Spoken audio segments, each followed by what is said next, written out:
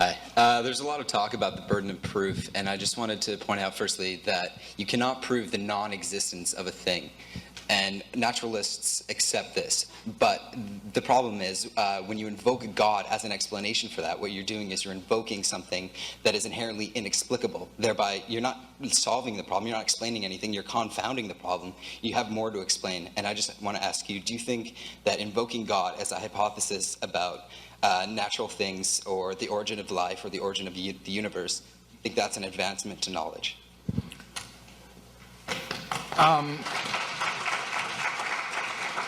Now, repeat the first part of the question again, because I disagreed with what you said there.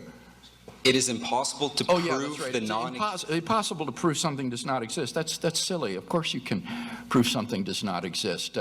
We can prove, for example, that there are no living Tyrannosaurus rex on the face of the earth. We can prove that there are no Muslims of the United States Senate. Or, as Dr. Shook says, if you can show that something is a self-contradiction, he's in the House. Yeah.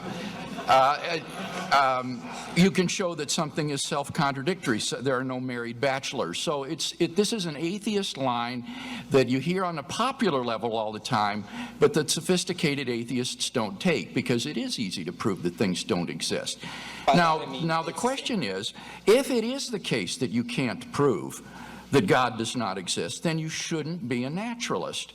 You should be some sort of agnostic or something, but you shouldn't go around saying things like, nature is all there is. There is nothing beyond matter and energy. There is no supernatural reality, because those claims exceed what you yourself say you can prove. So you need to make more modest claims about your position that are more simply agnostic or something, and find a new name rather than naturalism, because that isn't something that you can sustain the burden of proof for. Now, the last part of your question assumed that I was presenting God as some sort of an explanatory hypothesis. And if you look at my arguments, they're not like that. These are deductive arguments. Now, what that means is that if the premises are true, that the conclusion follows logically and necessarily. Whether you like it or not, whether you think it's explanatory or not, it doesn't matter.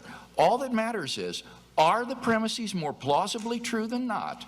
Because if they are, then the conclusion is logically unavoidable.